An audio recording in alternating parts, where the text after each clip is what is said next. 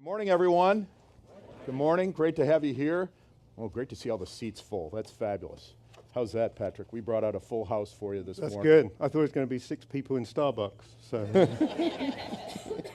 That's wonderful. How are you this morning? very good. Thank you very much. Well, since we didn't get quite an introduction, why don't we start by you can tell us a little bit about yourself and your career journey, and if this is what you saw yourself doing. And with your accent, I can tell you're from Pataskala, right? That's exactly right. That's exactly Okay, right. yeah. Born and bred. Yeah. So firstly, good morning, everybody. It's a delight and an honor to be here.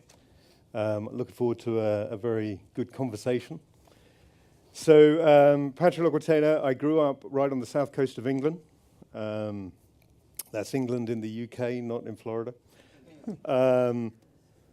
And went to school there, and then joined Procter & Gamble in 1991. And from there, then went on to do 10 international assignments around the world, a number of years in Africa, almost a decade in Asia. Lived in America cumulatively now for 12 or 13 years, and including Northern Russia as well. So my wife tells me we did 10 international transfers. I don't recommend it. And then very obviously happy to be here. Well, it's great to have you, Thank and great to have Oneida Group as part of our community, and Yeah. have you right in downtown Columbus. We're going to jump right in and ask you maybe about some of your past experiences that helped you shape your career, your objectives, maybe some of your time at Procter & Gamble, and how that's led to you being here today. Very good. Well, in hindsight, I actually think I have a career path that was more by accident than design. But in P&G, probably the majority of my career was actually in either startup businesses or turnaround businesses.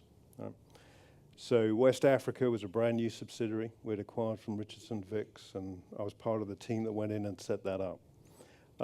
Malaysia, Singapore was a turnaround business. And most of my other assignments were either then startup. And what I found is by the end of all that, I'd worked in 3 different functions, a number of different categories, a lot of geographies, upstream, downstream work. And it was probably about 2.25 years ago, I accidentally found the brief for the CEO role of what was called Everywhere. We changed the name of Everywhere to the Oneida Group because every time I said I worked for Everywhere, people thought it was hilarious. It was always a problem at integration. Where do you work? Everywhere. No, really. So, and I was very, very struck by this brief. Now, I got to tell you, no headhunters phoned me up, all right? I found the brief accidentally and phoned the headhunter up. And after about 4 phone calls, he agreed to talk to me, which was a bit disheartening that it took 4 phone calls. And his first words were, "No one from Procter & Gamble can do this job." And I said, "Well, that's very interesting. Why?" He said, "Because they don't understand profit." Now, for any of you who know Procter & Gamble, they're absolutely obsessed, rightly, with profit. So anyway, eventually, I literally persuaded the headhunter and then the board I wanted to do this role. And I wanted to do it for some very simple reasons. It's a story, first and foremost, about community, all right? If you've been to Lancaster, that plant is at the heart of that town. It's been there since 1905. It's the 2nd largest employer. And how goes the factory goes the town, okay?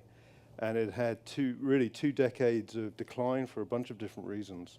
And so that was very meaningful. In P&G, they serve the communities in which you work. It's an integral part of P&G. The next was great brands, okay? Anchor Hocking is a great brand. Mm-hmm. It's very good quality glass, and thank you. You're right, it is an emotional connection, and these are important moments. And then Oneida. Oneida is almost 200 years old. It's from very close to Buffalo. Yes.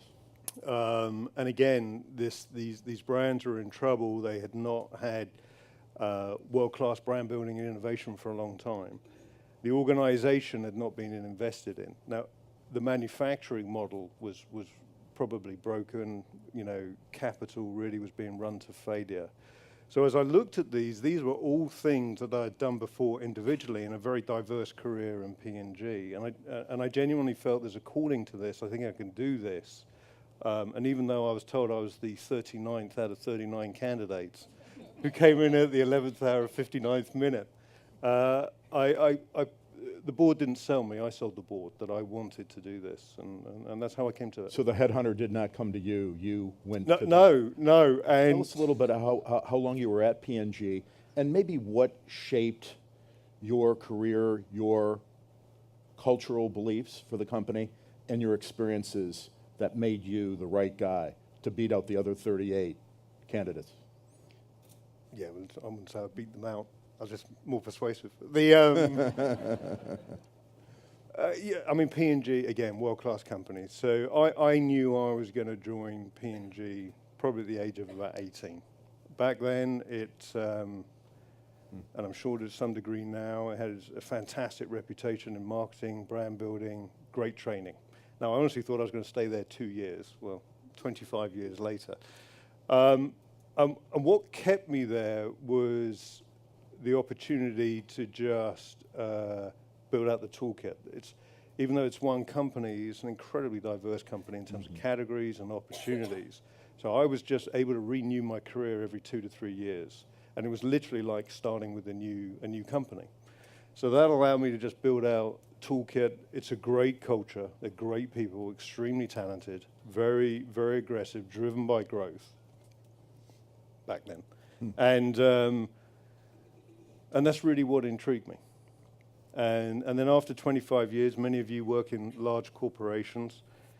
There's only so long you can spend in a large corporation. And then I knew it was time for something more entrepreneurial and to get much more in the application of what I'd learned. So tell us a little bit more about the Oneida Group, and yes, Anchor Hocking, which is the brand I think everyone in the room recognizes as a Lancaster, but also a Columbus brand, a hometown brand. And where does the business operate, and who are your primary customers and targets? Very good. So there's about 1,500 people who work for the Oneida Group. We also have about another 200 in terms of rep group, sales groups affiliated to. We're made up of 3 divisions. The consumer division, which is Anchor Hocking, based out of Lancaster, producing about 200 tons of glass a day. Wow. So it's a big facility. Our second division is Oneida Food Service, Oneida, which is a sourcing business. We supply tabletop, flatware, drinkware, dinnerware to food service institutions, hotels, restaurants, etc. And that's the brand leader in that particular business. The third division for us is our B2B business, and we supply wine and spirit bottles. Many of you no doubt drink Camus. That's one of our bottles. Thank you for that. Buffalo Trace, the rest of you probably drink. That's one of our bottles.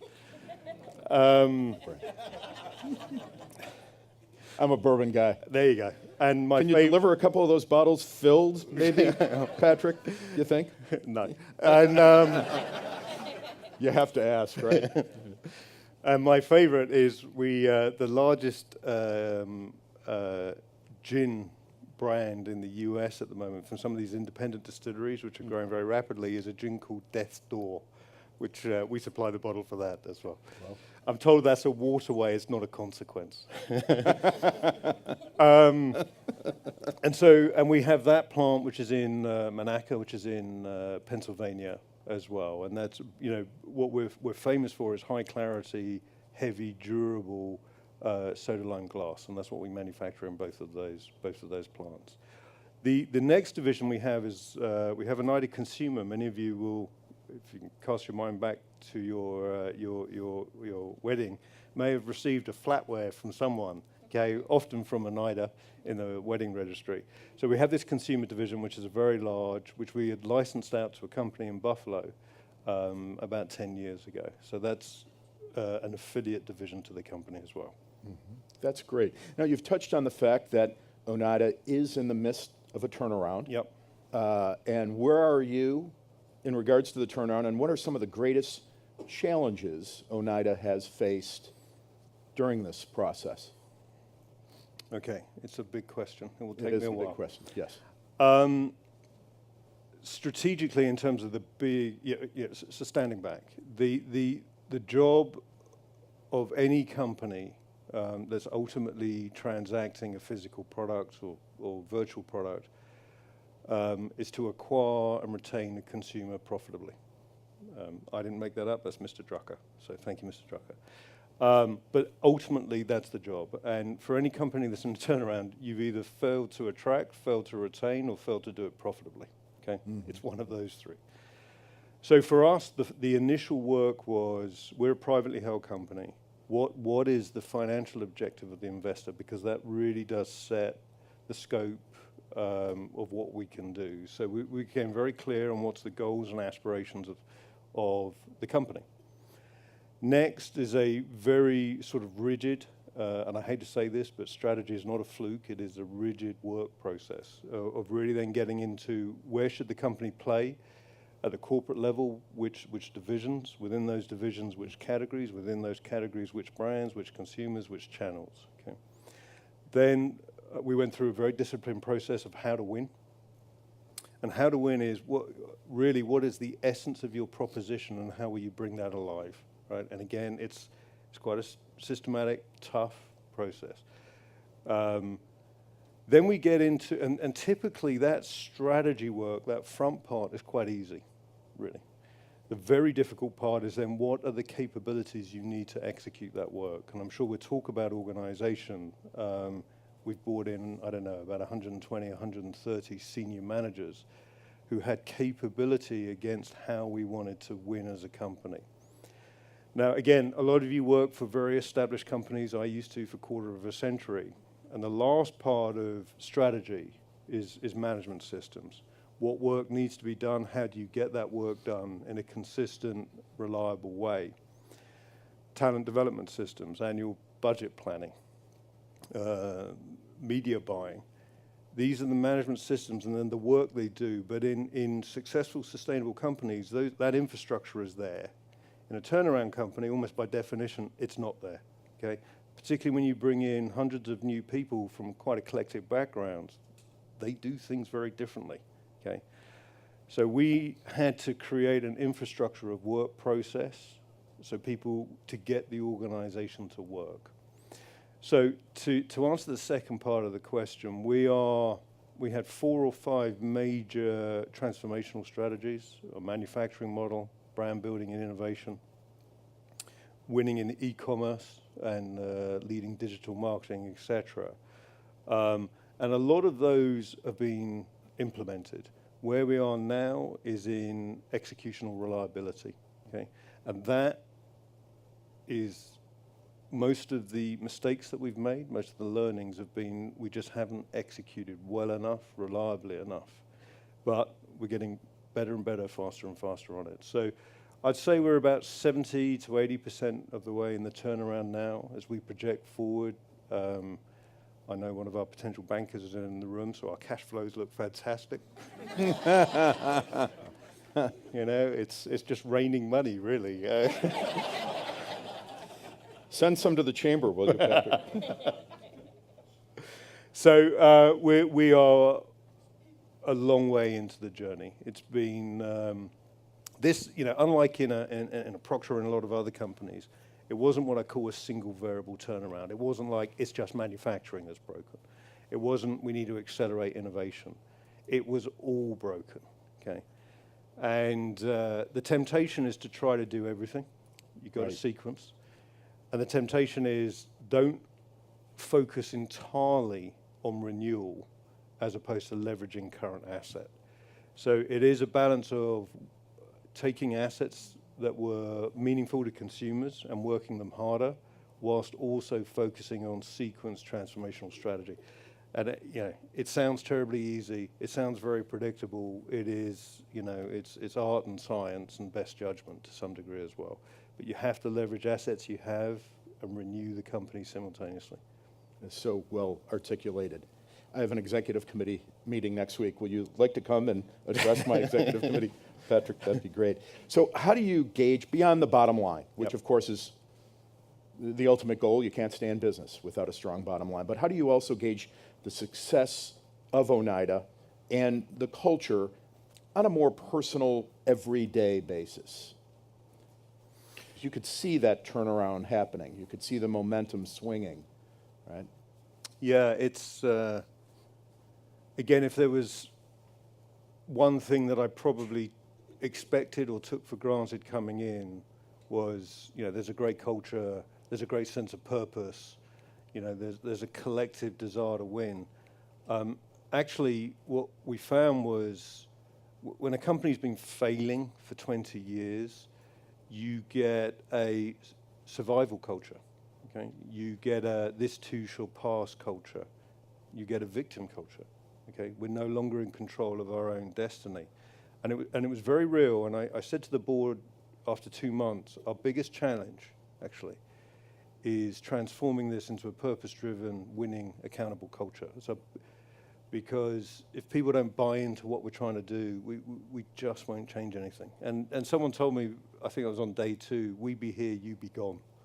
It had been a revolving door of CEOs and other top management, and so getting buy-in, very, very hard, actually very hard. And it's, we put a everyday effort against internal communication. So what did we do? So yeah, thank you for referencing this.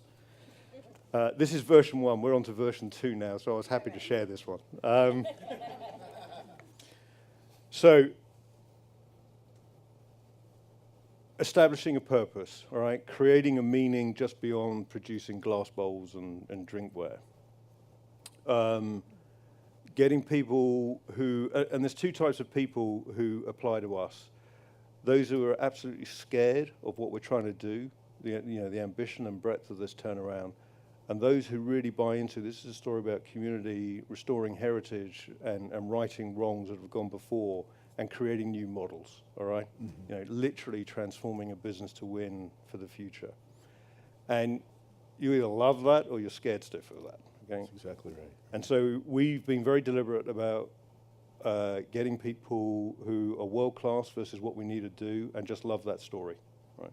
And astonishingly, we get a 95% acceptance rate for positions offered, okay? That's higher than certainly companies I'm familiar with. And our regretted attrition is less than 3%, okay? So I'd love to say it's because of it's because of the story and what we're trying to do. So to create the culture then, it is about behavior, all right? It's about what people see you do. Okay, it's not about just the words here, but are they meaningful? It's about the values and principles which are outlined on here, and being serious about those and standing for those. It gives people the North Star, the compass. It enables them to determine what's right and what's wrong, and we will make the harder right decisions, and we've done that multiple times. And it's about, we have this thing called positive gossip, which sounds very trite, but it's not. Every Friday, we send out either business wins, a success story for an individual, a celebration for and it just gets people seeing what's meaningful to the company, okay? And therefore, what's meaningful to them and the degree to which they associate themselves with it. And it's amazing. I get more emails thanking me for positive gossip than we do for a new manufacturing model. Yeah, maybe I should think about that. So that's good. The other thing is, many of you are in companies or have been in companies where there's a lot of culture of inspect, okay? And what we've been quite serious about is we just don't have the time for triplication in terms of inspect. Right? So getting the culture into coaching, getting the culture in unleashing, getting the problem and the decision to the lowest level of the organization, and really asking, what do you want to do? And trying to get away from this signature culture of, I can't do it until you say yes. And so that started to create, I think, a sense of ownership and purpose. But it is, we put hours against this every week in being very deliberate about the message track, reaching people, making sure everyone in the plant sees what these key communications are and how the company's doing. You have a beautiful new corporate headquarters. It's the old Columbia Gas Building, which is We do. CB Richard Ellis. I want to mention that because they're board members at the Chamber. Very We important, were very honored good. at the Chamber to open it. assist in your did. ribbon cutting last Thank you. summer. Yes. We really appreciate that. That was a fun day. If one of us or several of us were to walk into your beautiful new corporate headquarters at the CBRE building, and what would we see? How do you like to work? And by that I mean also your executive team. How do you think that environment reflects the company's culture and principles and values? Very good, and thank you for opening the building. Because it was the Columbus Gas Company, they've got great machinery. So we were, as a history, we were based in the plant admin building before. In Lancaster. In Lancaster. That was our global headquarters, and it was wood paneling and windowless. And as we were starting to recruit much more technical sort of talent, okay, a lot of it was based in Columbus. This is a fantastic city. It's, which I didn't know much about, which therein lies either my opportunity to read more or a marketing opportunity for the city. But the technical talent that exists here, the number of companies that are headquartered here, is mind-opening. And so we needed to target this technical talent, a lot of it millennial, and for some reason they weren't willing to drive to Lancaster every day and sit in a wood-paneled office which didn't have any windows. These millennials are very Figure that. Yeah. So that was number one. We have to target the talent or we can't execute our strategy. The second was P&G is often accused of being a matrix silo company. I didn't think that I had to go to Lancaster to find a company that was even more siloed. We had these three divisions, 3 different operating systems, 2 different ERPs. There was no scale in this company. We didn't sell all 3 divisions to any one customer. Okay, we'd never commercialized the corporate portfolio, even though there's hundreds of customers that can buy from each of those divisions. Walmart is a big consumer customer. Walmart has several 100,000 staff. It has quite a large food service operation. We're in the B2B business, you know, these candle jars, flower vases. One of our largest end customers is Walmart. And so suddenly you start to realize there's a tremendous corporate opportunity, okay? So most of the divisions and most of the functions literally never spoke to each other. And one of our transformational opportunities was to create and monetize scale. Scale is a very overused term in business. You've all heard it every day, and also, like me, wondered what on earth does it mean. But for us, it was getting to common platforms and commercializing the entire corporate portfolio. To do that, we had to bring people together. They had to work together, they had to see each other's business plans, they had to understand each other's business opportunities, and start to find the connections that monetize scale. So what we wanted to do very simply was to create a more modern, accessible, collaborative workspace. So when you go into, as you have, what you're going to see is an open space, a lot of conference facility, and a lot of commingling. Okay, it's about light, air, and collaboration, and that's what you'll see. And it's a statement of intent. If we wanted to really do something, as I talked about earlier, it's about what you do that creates culture, really. This was one of the biggest mechanisms we had to say, this is who we want to be. This is where we're aiming towards. These are the things that are important, as opposed to this plant admin building that we had in Lancaster. And I've just seen the realtor who found us this office, so I want to say thanks to him as well. That's great. And you are going to renovate your manufacturing facility in Lancaster. You have plans to spend millions of dollars on that facility. I hope I didn't jump the gun on that. You have spoken about that publicly, I think, right? Certainly have now. We 35 years in traditional journalism. I'm sorry. No, it's good. I jumped the gun a little bit. I think we have the headline. Eventually. You didn't. Eventually. You didn't jump the gun at all. Yeah. So we've been very public about this may be more interesting to me than it is to many of you, so I apologize if I get somewhat giddy. The glass manufacturing model historically can really be, is analogous to American or British, it's not a geography thing, steel 20, 30 years ago, where it was heavily capitalized. You had to run the asset 24/7, and it was all about supply maximization. You had to maximize throughput in order to optimize your absorbency, your average fixed cost. Okay, you build mountains of inventory, and then you liquidate it. In order to keep the business solvent, you massively discount the finished product in order to stay afloat. Well, that's exactly what was happening.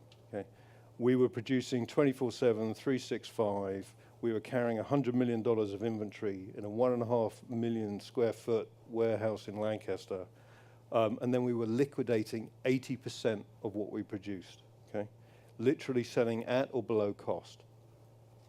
That inventory, Not the ideal business plan. it's not sustainable. It is Right. what I like to call a self-bankrupting manufacturing model. Again, for the bankers in the room, we don't do that anymore. Changed it so much. So we had to, by necessity, pivot to a new non-absorbency dependent manufacturing model, which was demand pull instead of supply push. Okay, that meant right-sizing your capacity. It meant investing in technology that you could improve, reduce the cost per unit produced. It meant automating some of our lines. It meant lean manufacturing, which we've introduced. It's several iterations later from what Toyota do, but we now run lean manufacturing in Lancaster plant. Why don't you explain that concept of lean Yeah. manufacturing just a bit? So lean is all about elimination of non-value added cost in almost every core process commercially, but in this case in the manufacturing. We have a bunch of core metrics per stage of operation. The team comes together every morning. It looks at the previous day's performance against those targets on each of those metrics and agrees between them, what are we going to do today differently in order to drive progress against that metric every day. And then we get those metrics, and all of them come every day. And so that's allowed us to drive, because the other thing on culture, right, culture is absolutely not top down. It's also not bottom up. It is an integration about what are we trying to do. So this daily process we have is actually done with the associates on the line. It took us a long time to realize, because that's where all the knowledge is. It's not in the most recent graduate who spent 6 months in glass manufacturing. So that allows us to bring to bear the associates' knowledge. They're empowered, they feel important, they own the progress, and there's a big culture shift. Okay, we're a heavily unionized plant, and the union buys into this, which is for us terribly important. So that has allowed us. We reduced inventory. Okay, bankers, pens ready. Reduced inventory by over 30%. I think that's $30 million. We're only 5 months. You're not selling it below cost anymore. We've built gross margin in that particular, hundreds of basis points so far. It's amazing. I saw a piece of data yesterday. We have an operation that's called set pack. Glass comes off, it's recombined into these individual, 4 count, 8 counts, etc. Our number of units produced per head has gone from 60 to over 100 in the last 4 months. That's the benefit of this lean and people owning how do we get better. So you've almost doubled productivity. Almost doubled, and we haven't cracked it yet. There's a lot of runway for us. On the cost per unit, we're probably down now by about 15% versus last August. So moving from, this is a manufacturing first in the glass industry, and this is how they've been producing glass for 100 plus years. So there was no playbook. We made a lot of mistakes, more in terms of what we hadn't anticipated, okay, but then pivoted extremely quickly. So it will be the financial enabler of this business, and literally for us, it's probably going to be order of magnitude, just for Lancaster, about a $20 million cash flow swing in that plant this year. That's how you create sustainable I company. hope all the bankers in the room heard that. Yeah, I went over the top on the numbers just for you. No, That's great. Yes, thank you. You've said that relocating the corporate headquarters was part of becoming a, quote, major destination employer, what benefits and risks came with moving out of Lancaster into the heart of Columbus? Yeah, great. So the benefits, we tapped into an amazing talent pool. The benefits are we were then able to connect with a lot of companies and potential new suppliers and partners in the Columbus area that we were really ignorant to previously. It enabled us to tap into the community opportunity. We're very vested now in OSU. We do lectures there. We have interns. That's great. Obviously, with yourselves and with others and other affiliates of the Columbus government, we've become much more involved with. And that's been a fantastic enabler for our company, but also allowed us to sort of pay back in what we believe, which is prospering company, prospering community. So that was the benefits, and they've exceeded our expectations. The risk, well, we were a Lancaster legacy company from 1905. When the unions and the plants saw us going to Columbus, even though it's 30 miles down the road, we could have been moving to China. It was calamitous. There was a lot of, is this the end of the plants? Is this going to be a major economic decline for Lancaster? Because we took disproportionately high income people and moved them, Right. So city tax always comes into the equation at some point. And so there was a lot of concern. A number of people weren't willing to make the journey from Lancaster to Columbus. So we did lose some people. So it was, why is it the right thing to do? Messaging. It was managing groups and individuals to facilitate this. And it was also about, it is a beautiful office. It is a much better place to work. It is a nicer place to work in terms of the local community and where we are versus where we were. But yeah, it was not without risk. It was a lot of work with the union, a lot of work with the plant workers, and a lot of benefit setting to the folks who previously lived and worked in Lancaster. So that physical move was in part led to some of the turnover. Since you've come to this position, you've built virtually an entirely new leadership team. When you think about your leadership team and the talent that you sought when you signed on, what traits do they have in common? Yeah, so again, it's a strategy and cultural question. So the strategy is how are we going to win, and what capabilities do we need to execute that? And it was a very deliberate and linear process. So 95% of the executive is new. And how large is your executive team? There's 7 of us on the executive team. 2 were promoted in from within Anchor Hocking. Our interim CFO is a Anchor Hocking alumni and has incredible knowledge of our plant economics, which, as I may have mentioned, is very important to our future. But the others were just world-class practitioners in manufacturing, product supply, brand building, go-to-market, and so we brought that talent in, okay? And they've been just integral to our turnaround and progress. The next level, we had a large number of very, very good people, and it was about identifying them, putting them against the right work, and obviously retaining them. Which we've been able to do. But we've brought in now, it's 120 to 130 people.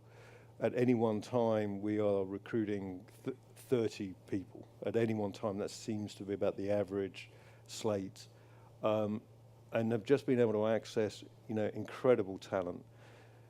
Now, The culture. When you say at any one time you're you're recruiting 20 to 30 new people, how many of those people in general will you find locally?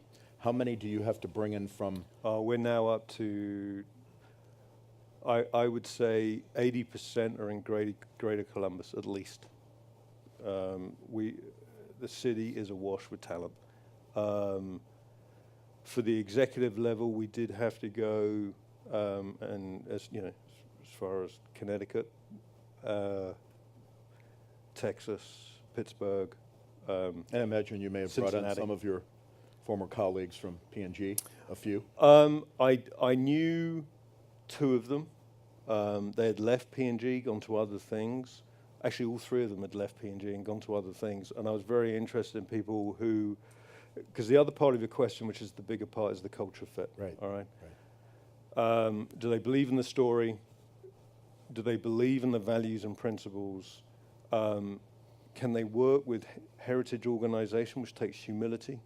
Okay. Can they listen, or are they going to come in and just bark instructions and say, I've got a better way of doing it, listen to me? Which is not going to work. So I spent as much time thinking about the profile of the people on the exec team as what their skill sets and results were. Actually, it was probably even more important, because again, we're transforming an organization. It takes years to build out the perfect organization. We have to work successfully with what we have at this moment in time at the outset. So for these people to be able to be sympathetic to that, still have a vision, pace the organization, coach the organization, be willing to work in microscopic detail as we built out the organization and the work process.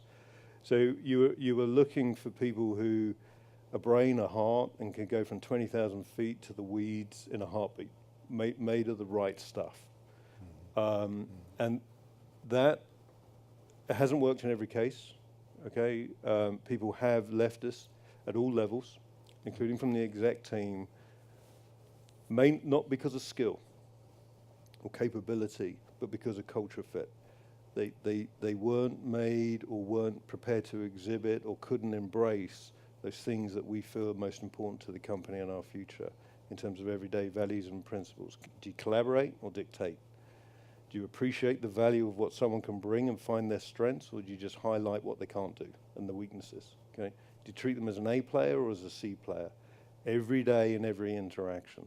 Do you care about, the emotional bank account? Are you all withdrawal, or are you looking to vest and build people's confidence?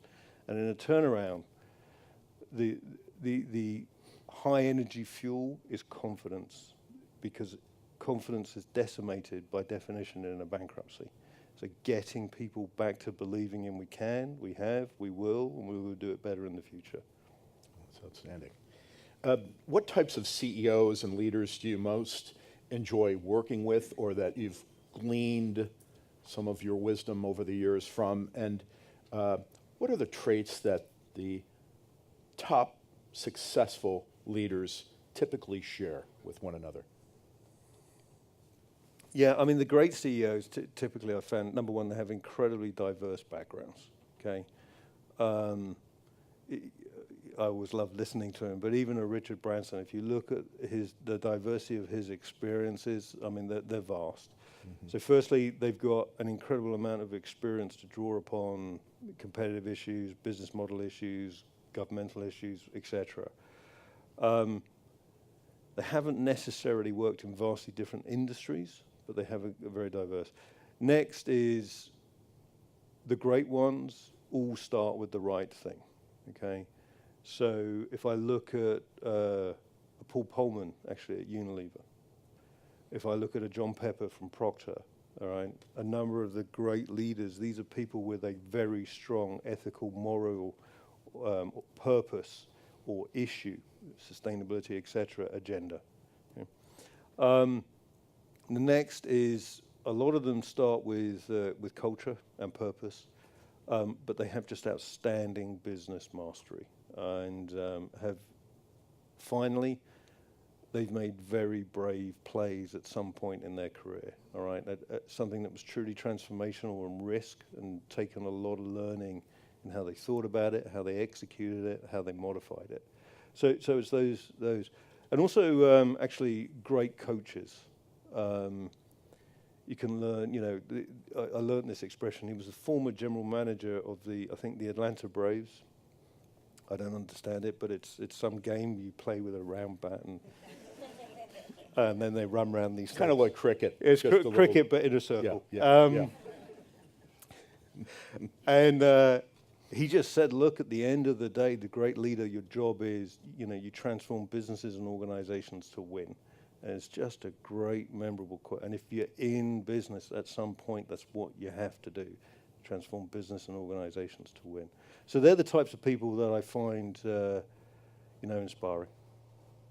So there are many things under your control, but there are forces within the industries in which you serve that really are outside of your control.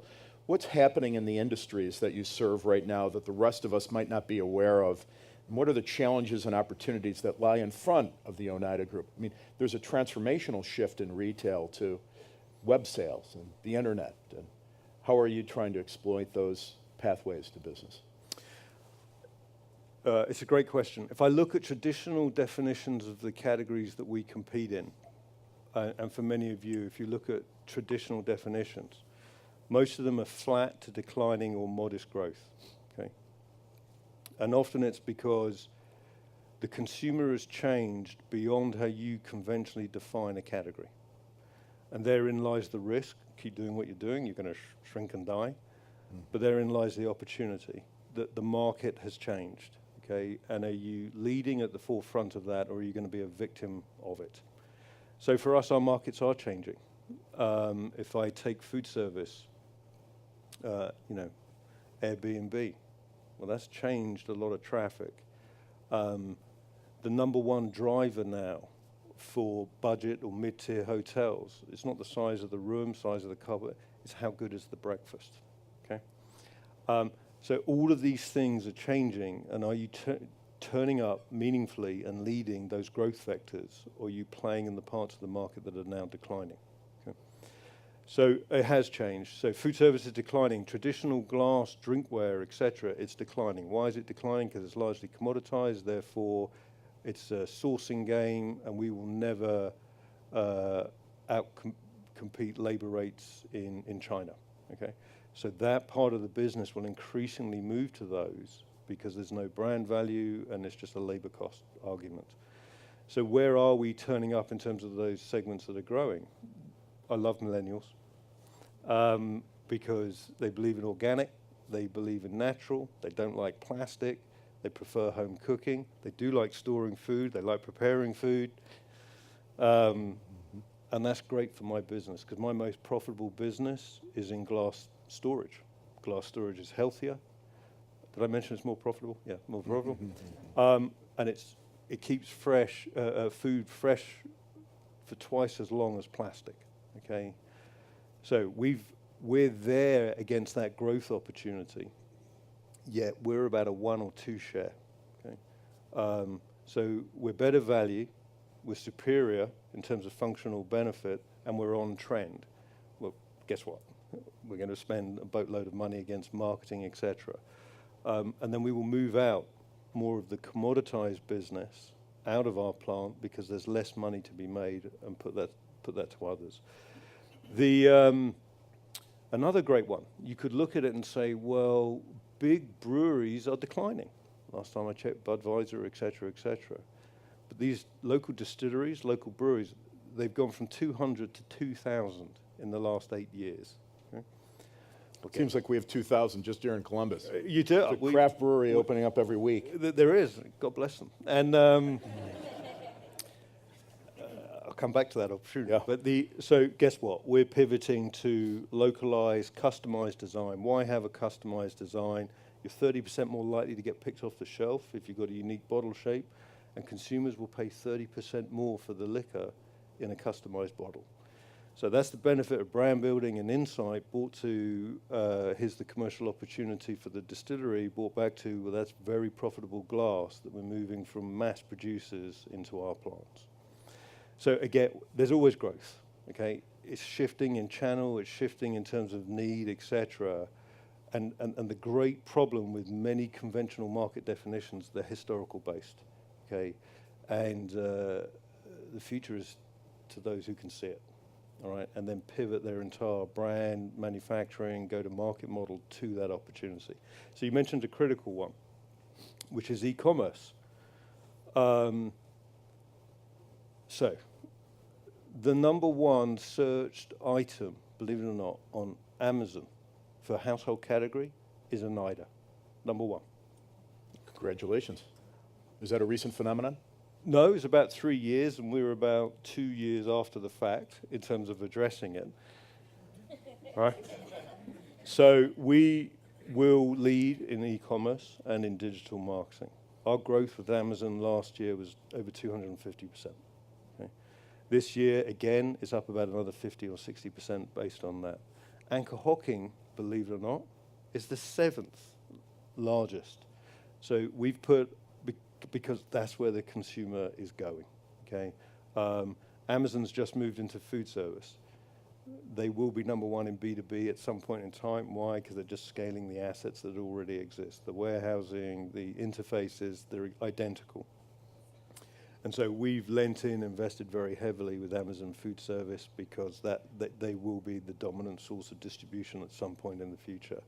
So again, following the consumer, niche, the niche now often becomes mass in the future, and really just then looking at our strategy.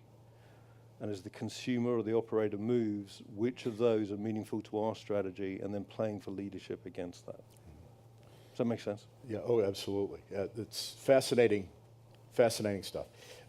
When you think about the long history of your biggest brands, Oneida, as you mentioned, and Anchor Hocking, both, as you mentioned, dating back 100 years. I think you said Oneida is over 200 years old. Just coming up 200. Which is extraordinary.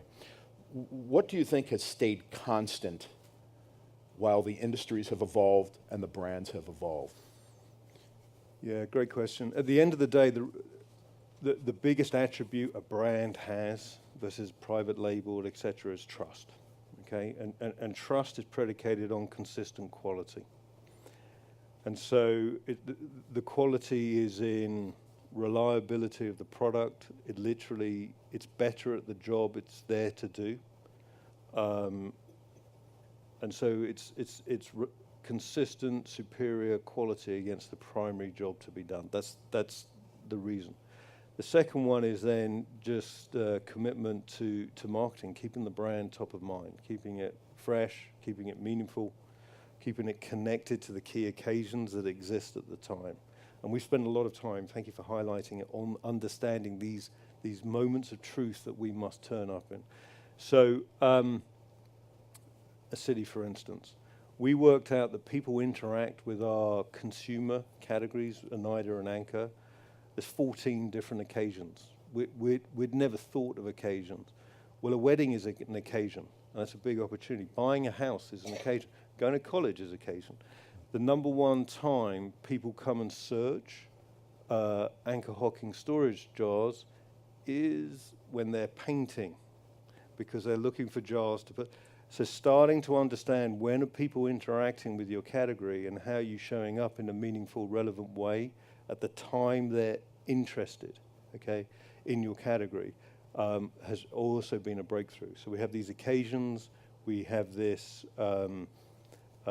search understanding now, and we have the content that's relevant to the search and the occasion. And so, again, that sort of kept the brand meaningful today. So there's a great story for Oneida. You can take that principle and just go back. So during the Second World War, Oneida never stopped advertising flatware.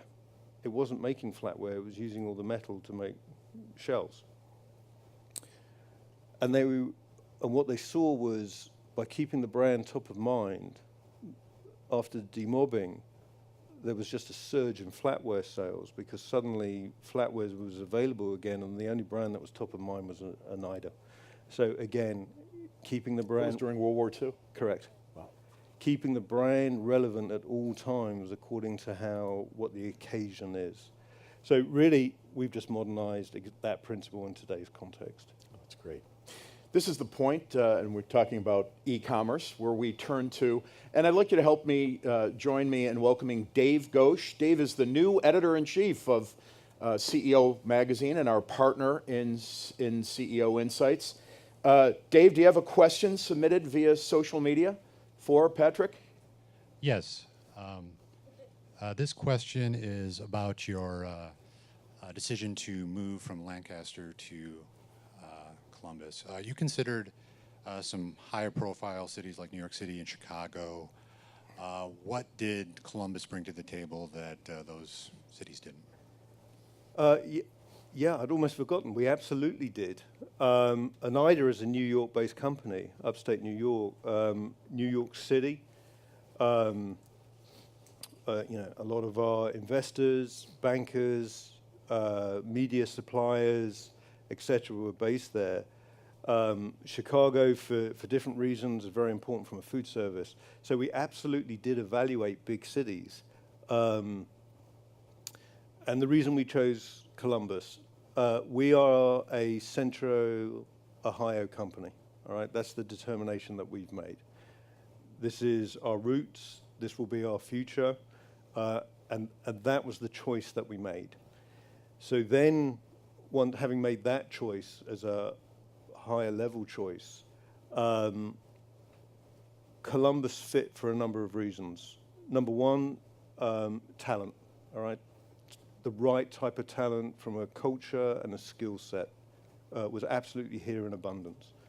Next was we did have great partnership from bankers to realtors, just because I see both of them in the front row, to government.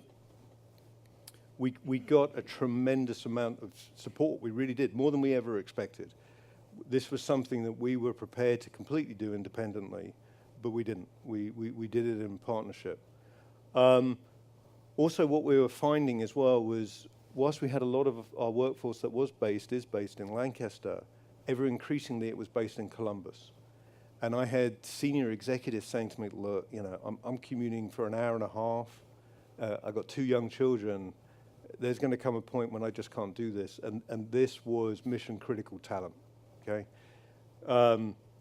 You can imagine the disruption, the dislocation if we had moved hundreds, if not thousands of miles. You would have been looking at 90+% organizational renewal, incredible business disruption. To do it in stages, this kind of phase move, we could ill afford. So Columbus for us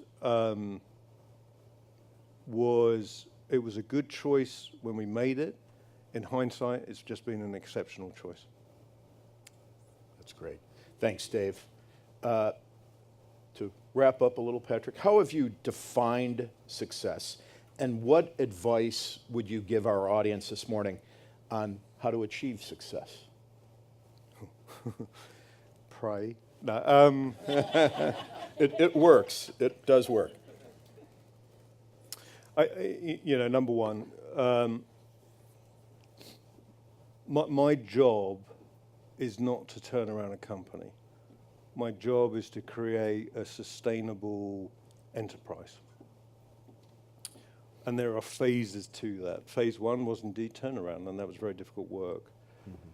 But as I look at how do you create a sustainable enterprise, right, the business model, where is cash made, where is cash lost, and how do you eliminate where cash is lost?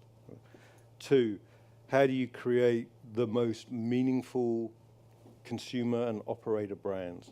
What are the reasons they're in the category? What do they want most from the category, and stand for those things? And in your messaging, in your innovation, get to be and keep the most relevancy, okay? And that is a constant process of research, understand, brand building, and innovation.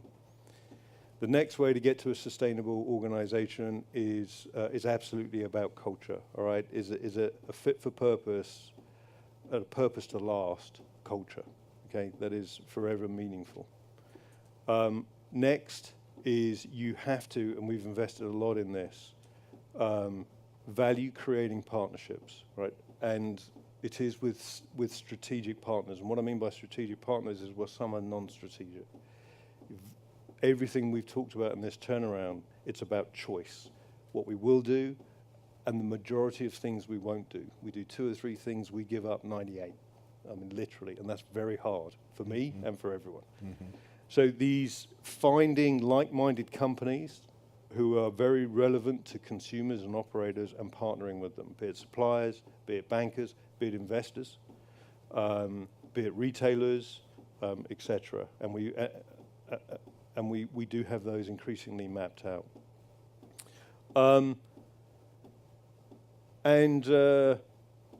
Lastly, is strategy is not a one and done. Okay, we look at our strategy every 12 to 18 months. We look at our execution every day.